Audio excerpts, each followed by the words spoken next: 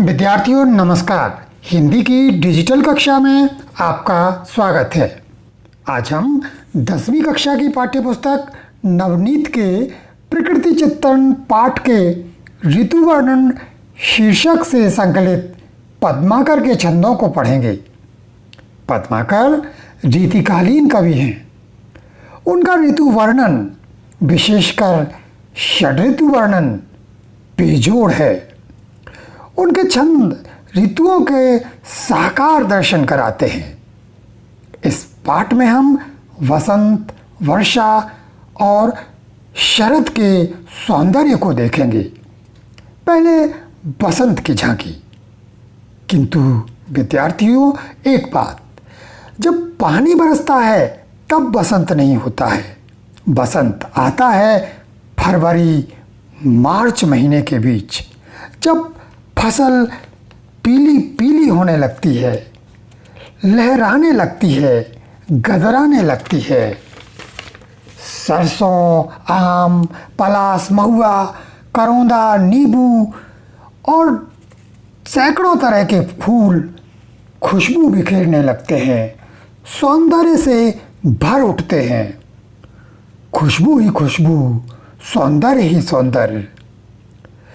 कैसे वसंत का यह सौंदर्य, कैसे वसंत की यह सुगंधी सब पर छा जाती है, कहाँ कहाँ बिखरती है। इसी को हम पद्माकर के इस पाठ के पहले पद में पढ़ते हैं।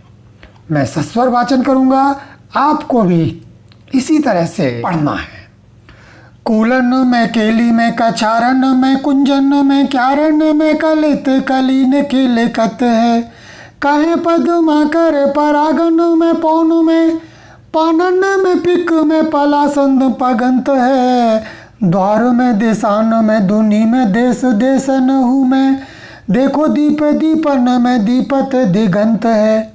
बीतन में, ब्रज में, नभेलन में, बेलन में, बागन में, बनन में, बगरो बसंत है।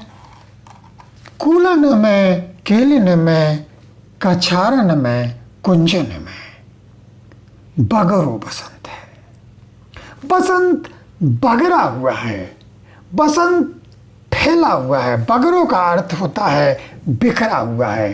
तो इस पद में बसंत की आभा, बसंत का सौंदर्य कहाँ कहाँ पर फैला हुआ है, इसको चित्रित किया है। इसको हम श्लेष के अर्थ में ही देखेंगे कि बगरो बसंत है। बगरों का अर्थ होता है बिखरना, और बगरों का एक अर्थ और भी होता है छौंका लगाना, बघार लगाना, जिससे उसकी खुशबू अंग अंग में बस जाती है। तो यहाँ पर भी बसंत का तड़का हर जगह लगा है। बसंत की आभा हर जगह झलक रही है। कहाँ झलक रही है?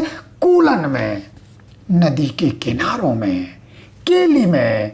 केली का अर्थ होता है कीड़ा स्थल, खेल के स्थलों में। कछारन में, नदी के कछारों में। कुंजन में, बगीचों में, बागों में जो पेड़ों के झुरमुट हैं, बेलें एक दूसरे से लिपटी हुई और मंडप बना रही हैं, उन बेलों के फूलों के बीच में बसंत की आभा बिखरी हुई है। क्यारन में, फूलों की सुंदर सुंदर क्यारियों में, कलित सुंदर कलीन कलियों में, क्यारियों की सुंदर सुंदर कलियों में किलकत है। नन्हे बच्चे की तरह बसंत किलकत है, किलकारी भर रहा है, किलकारी देकर हंस रहा है। कहें पद्माकर परागन में, पौन हूँ मैं। पद्माकर कहते हैं कि फूलों के पराग में, फूलों के मधु में और पौन में। पौन का अर्थ होता है पोधन, अन्न, पवन, यानी हवा। हवा में भी वसंत है, क्योंकि हवा में फूलों का पराग है, फूलों की खुशबू है। बसंत की उल्लास भरी हवा चारों ओर बह रही है। पातन में, पत्तों में, पिक में, कोयल भी आम की डाली पर मधुर स्वर में गा रही है तो कोयल की उल्लास भरी ध्वनि में भी वसंत की आभा है। पलासन में, वन में छिवले के जो फूल हैं, पलास के जो पौधे हैं, पेड़ हैं, उन पेड़ों में भी लाल लाल फूल आ गए हैं। पलास में लाल फूल आते हैं और ऐसा लगता है दूर से जब पलास के पेड़ हों और फूले हुए हों कि जंगल में आग लग गई हो। तो पातन में पत्तों में नई आभा आ गई है, कोयल के स्वर में नई आभा आ गई है और वन में पलास फूल गए हैं और पगंत है। पलासों में भी बसंत पगा हुआ है, भरा हुआ है, समाया हुआ है। जैसे खुरमी या गुजिया भर जाती है मिठास से, उसी प्रकार से वसंत की आभा भी इन सब में समा गई है, रच बस गई है। द्वार में, दिसान में, दुनी में, देश देशन में, दरवाज़ों के ऊपर, चारों दिशाओं में, सारे संसार में, दुनी का अर्थ है संसार में, देश देशन में, संसार के देश देश में, दुनिया में, हर जगह बसंत की आभा पगी हुई है, जमी हुई है। देखो दीप दीपन में, हर दीपक के अंदर कवि कहते हैं कि हमने वसंत की आभा को दीपक दिपदिपाते हुए, प्रकाशित होते, झलकते हुए दिगंत दिक धन अंत, दिशाओं के छोर तक दीपकों में आभा के रूप में हमने वसंत को देखा है। देखो दीप दीपन में, दीपत दिगंत है, दिशाओं के छोर तक बसंत की आभा को देखा है। बीतन में, बीथी का अर्थ होता है गलियों में, ब्रज में, ब्रज की गलियों में, नवेलन में, नई नई बेलन में, नई नई नवेलन का अर्थ है नई नई, बेलन माने वेलों में, जो गलियों में या वनों बागों में जो नई नई वेलें हैं, उन सब में, बनन में, बागन में, वन के अंदर नई आभा आ गई है। वन में पुष्पों की, पत्तों की और खुशबू की आभा से वन सराबोर हैं। तो वनन में, बागन में और बगीचों में बगरो बसंत है। बसंत बगरा हुआ है, बसंत उमड़ा हुआ है, बसंत रचा बसा है, बसंत फैला हुआ है, बसंत का तड़का हर किसी में लगा हुआ है। तो इस तरह से ये हो गया। इसको एक बार पुनः गाते हैं सुरलय के साथ। कूलन में, केली में, कछारन में, कुंजन में, क्यारन में, कलेते कालीन केले कहते हैं। कहे पद्म कर परागन में, पौन में, पानन में, पिक में, पलासन पगंत है। द्वार में, देसान में, दुनी में, देश देशन हूँ मैं। देखो दीप दीपन में, दीपत दिगंत है। बीतन में, ब्रज में, नभेलन में, भेलन में, बनन में, बागन में, बगरो बसंत है। अब इसका काव्य सौंदर्य देख लेते हैं। भाषा ब्रज भाषा है, माधुर्य गुण है, अनुप्रास की सुंदर छटा है और वसंत का बड़ा ही चित्रात्मक चित्रण है और कवित्व छंद है। अब अगला पद भी बसंत का ही है। तो बसंत का असर ही कुछ अलग हो जाता है। बसंत का नशा सा प्रकृति पर, प्राणियों पर छा जाता है, क्योंकि जो बघार लगा है बसंत का, जो तड़का लगा है बसंत का, जो पसर गया है बसंत जन जन में, उसकी छटा कुछ और ही होती है। कैसे होती है, पद्माकर करके शब्दों में देखते हैं।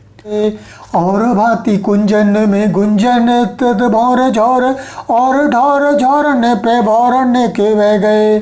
काहे पद माकर ऐसु और भांति गलियान छलिया छबेल छल और छह छह गए और भांति विहग समाज में आवाज होती, ऐसे ऋतुराज के न आज दिन द्वय गए।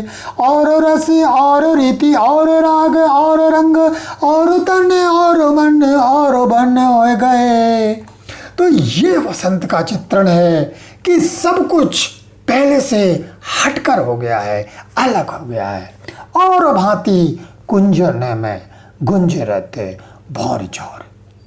यहां भी वसंत का प्रभाव चारों ओर दर्शाया गया है। और भांति और ही तरह का गुंजन, गुनगुन की ध्वनि, गुंजरत गूंज रही है। और भौर का अर्थ है भौरों की। और भांति और ही तरह की गुंजरन, गुनगुन की भौरे, भौरे माने भीड़, भौरों के भीड़ की गुनगुन की जो ध्वनि है पहले से हटकर कुछ अलग ही हो गई है। और भांति कुंजन में वन के कुंज हैं, झुरमुट हैं, उनमें भौरों के समूहों की गुनगुन की जो ध्वनि है वह और ही तरह की हो गई है। और ढौर और ही ढंग के झौरन, झौर का अर्थ होता है जो पेड़ों के झुरमुट होते हैं, पत्तों का समूह होता है। में बौरन के आम के जो झौड़ है या आम के जो पत्ते हैं उन पत्तों में बौर आ गए हैं। तो और ढौर और ही तरह का झौरन, आम के पत्तों के में बौरन, आम के फूलों का, आम के बौरों का वह गए रूप हो गया। आम के पेड़ों में, पत्तों के बीच में बौर आ गए हैं, फूल आ गए हैं। और वह आम का की जो छवि है वह और भांति की हो गई है। और ढौर और ही तरह की, झौरन पे बौरन के बह गए। आम के झौरों के बीच में आम के बौरों का की जो छटा है वो अलग ही हो गई है। कहे पद्माकर सु और भांति गलियान। पद्माकर कहते हैं कि गलियां भी अब अलग ही ढंग की दिखने लगी हैं, वहाँ का सौंदर्य ही बदल गया है। छलिया छबीले छल और छह छह गए। और जो नवयुवक हैं, जो गोप हैं, छबीले, छलने वाले, छबीले, सुंदर, छैल यानी युवा, वह भी आनंद से, उल्लास से और ही ढंग के दिखने लगे हैं। उनका रूप भी अलग आया है, हो गया है और वह हृदय को छूने लगे हैं। और भांति बिहग समाज में आवाज आवे। यही नहीं, और भांति और तरह की बिहग, बिहग का अर्थ है पक्षी, समाज, समूह, पक्षियों के समूह से भी और ही तरह की आवाज होने लगी है। पक्षियों के स्वर भी बसंत के उल्लास में और अधिक उल्लास से भर गए हैं। ऐसे ऋतुराज के न आज दिन द्वय गए। ऐसे ऋतुओं के राजा वसंत के न आज दिन द्वय गए। 2 दिन ही नहीं निकले थे, बसंत को आए 2 दिन ही नहीं हुए थे कि सारा वातावरण कुछ और ही हो गया। ऐसे ऋतुराज के ना आज दिन द्वय गए, द्वय का अर्थ है 2। ऐसे ऋतुओं के राजा वसंत के 2 दिन ही नहीं निकले थे कि सब कुछ बदल गया। क्या क्या बदल गया? भौरों की गुनगुन अलग हो गई, गलियां अलग दिखने लगी, नव युवक की दशा भी अलग ही हो गई, पक्षियों का स्वर अलग हो गया, और रंग और रस और रीति और राग और रंग। रंग आनंद, रस अर्थात आनंद ही कुछ और हो गया, रीति संसार की रीति ही कुछ और हो गई, राग रंग आनंद और उल्लास की चीजें कुछ और ही दिखने लगी, और तन शरीर भी कुछ अलग ही तरह का हो गया। शरीर के अंदर भी एक नई ऊर्जा आ गई, और मन के अंदर भी एक नया उल्लास भर गया, नई उमंग भर गई, और वन में देखा जाए तो वन का सौंदर्य भी पहले से कहीं कुछ और ही निखर गया। तो इस तरह से वसंत के कारण सब कुछ बदल गया, सबका सौंदर्य, सबका जो मनभावन दृश्य है वह कुछ अलग ही हो गया। तो ये वसंत का चित्रण था। अब वर्षा की बात कर लेते हैं। वर्षा ऋतु में इस पद में प्रकृति वियोगिनी नायिका के वियोग को और बढ़ा रही है, प्रकृति के नए उपमान। तो वर्षा ऋतु का चित्रण, चंचला चला के चहु ओरन ते चाह भरे चरज गई तो फिर चर जन लागिरी, काहे पदमा कर लवंगनी की लौनी लता लरज गई तो फिर लर जन लागिरी, कैसे धर धीरे भीर त्रिविध समीर तन तरज गई तो फिर तर जन लागिरी, घुमड़ी घुमड़ी घटा घन की घनेरी आवे गरज गई तो फिर गरजन लागिरी। तो वर्षा ऋतु आ गई है। चंचला, चंचला का अर्थ है बिजली, चला के चमक कर चहु ओर ते चारों ओर से चाह भरे, चाहत को भरती है, आशा को भरती है, नई उमंग को भरती है। नायिका वियोगिनी है तो बिजली चमक कर उसके अंदर उल्लास का भाव भरना चाहती है, किंतु वह दुखी है। चरज गई तो फिर चरज गई, ये बिजली एक बार चमक गई तो फिर चरजन लागी है, और अधिक चमकती है, और अधिक पीड़ित करती है, और अधिक आशाओं को जगाती है। काहे पद्मा कर लवंगन की लोनी लता, कभी पद्माकर कहते हैं कि वह वियोगिनी नायिका कहती है कि लवंग, लवंग का अर्थ है लौंग की लौनी लता, सुंदर बेलें। पद्माकर कहते हैं कि लौंग की जो बेलें हैं बड़ी सुंदर बेलें हैं, लरज गई तो फिर लहराने लगी है तो फिर लरजन लागी है, और अधिक लहराती हुई, बल खाती हुई दिखाई दे रही है। कैसे धरो धीर वीर त्रिविध समीर तन, कैसे धरो धीर, वीर, वीर का अर्थ है बस अपनी सखी को संबोधित करती हुई कहती है वियोगिनी नायिका कि हे वीर, हे सखी, वीर का अर्थ है सहेली। कैसे धरो धीर, इस सुंदर दृश्य में, इस सुंदर वातावरण में मैं कैसे धैर्य को धारण करूं। त्रिविध समीर, तीनों तरह की, त्रिविध, तीन प्रकार की हवा होती है जो शरीर को आनंद देती है। शीतल, मंद सुगंध, शीतल हवा, मंद हल्की हल्की हवा और सुगंधित हवा। तो तीनों प्रकार की हवा चल रही है, धीमी धीमी, भीनी भीनी और ठंडी ठंडी हवा। शीतल, हाँ, कैसे धरो धीर वीर त्रिविध समीर तन, त्रिविध, तीनों प्रकार की हवाएं इस शरीर से लग रही हैं और इस शरीर के द्वारा मन में इच्छाओं को जागृत कर रही हैं। हे सखी, मैं कैसे धैर्य धारण करूं।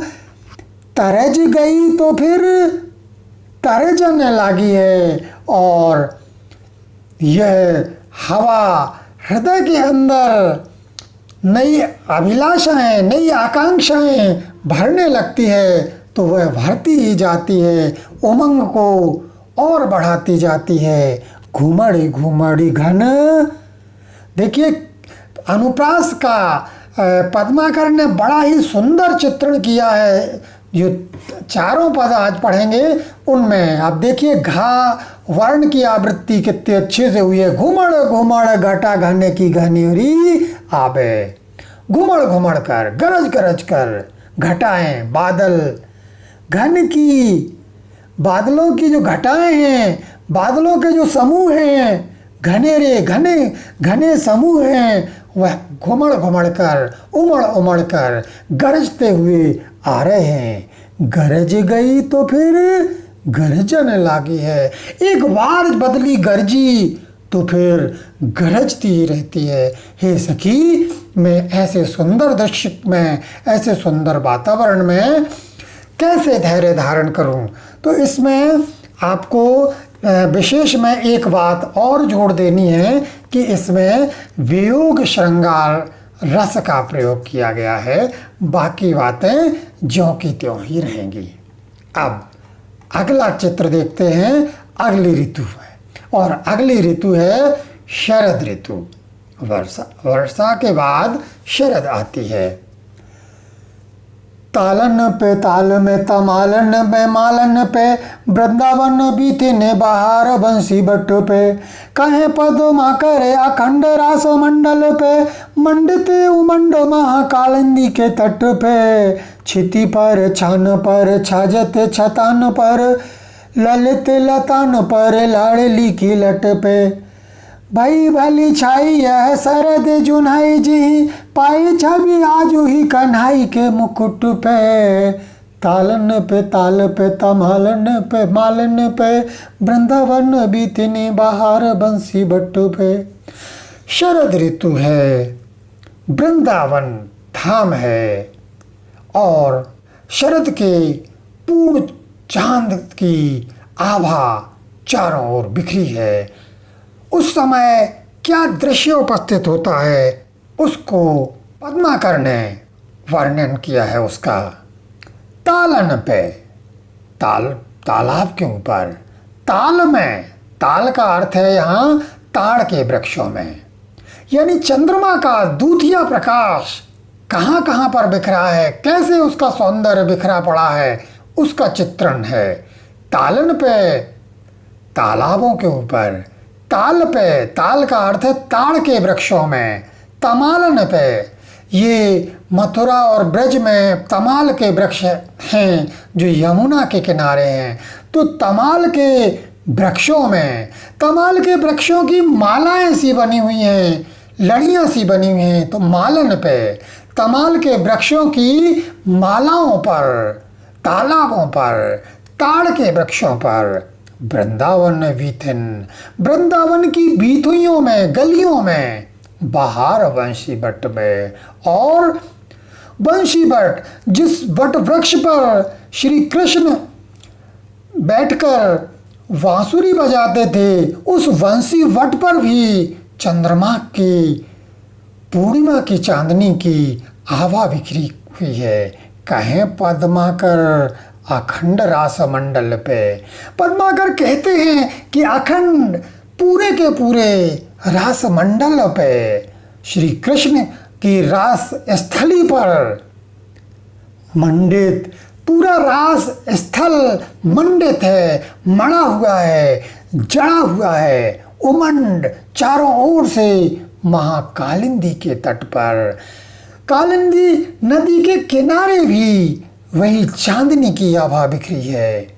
छिति पर, छिति का अर्थ है धरती, पृथ्वी, पृथ्वी पर, छिति पर, छान पर, घर के छप्परों पर, छाजन पर, छवे हुए जो छाजन है, खपरेलों के ऊपर, छतान पर और छतों के ऊपर छावरण की आवृत्ति है। छिति पर, धरती पर, छानी पर, छप्पर पर और छतों पर, ललित लतान पर, ललित सुंदर वृक्षों की लताओं के ऊपर, लाडली की लट पर, लाडली का अर्थ होता है प्यारी, और कृष्ण की प्यारी अर्थात राधा जी की लटों के ऊपर, कुंतलों पर, केशों पर, कच्छ पर, बालों के ऊपर भी भाई भली छाई, भाई अच्छी लगती है, भली बहुत ही सुंदर छाई छाई हुई है।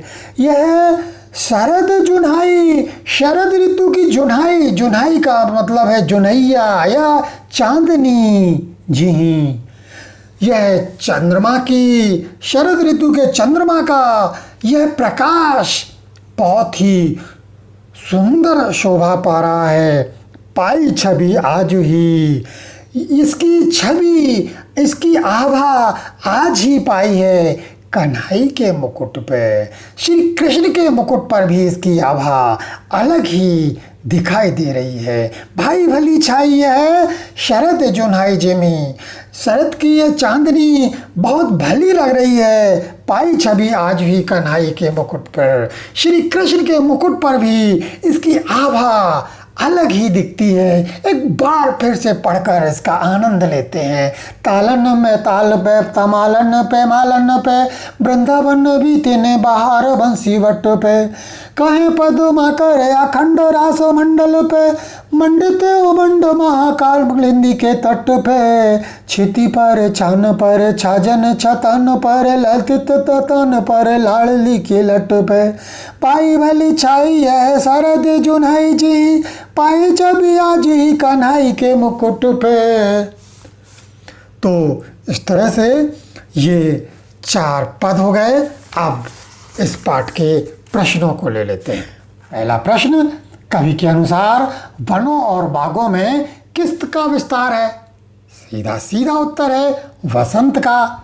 तन मन, अगला प्रश्न, तन मन और वन में परिवर्तन किसके प्रभाव से दिखाई दे रहा है?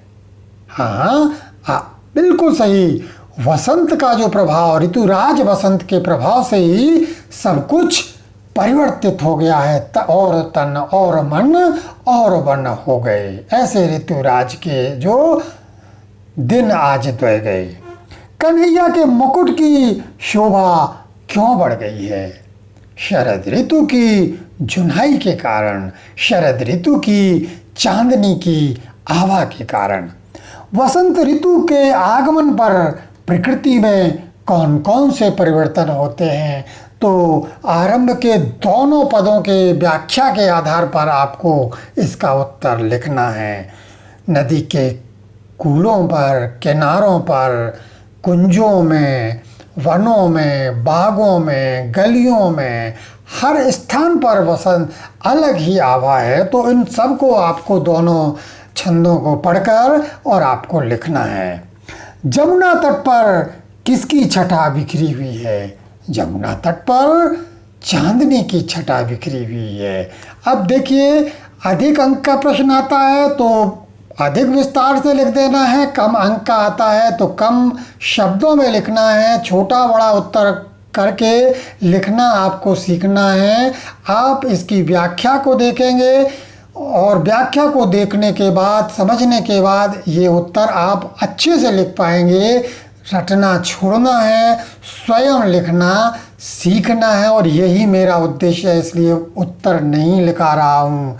पद्माकर ने वर्षा ऋतु में प्रकृति का चित्रण किस तरह से किया है, वर्णन कीजिए। नायिका वियोगिनी है और उमड़ घुमड़ के घटाएं आ रही हैं, बिजली चमक रही है, लौंगों की लताएं लरज रही हैं और वियोगिनी नायिका के वियोग को बढ़ा रही हैं। वर्षा ऋतु का जो पद है उस पद के आधार पर इसको और अच्छे से लिखना है। कवि के अनुसार वसंत का प्रभाव कहाँ कहाँ पर दिखाई देता है?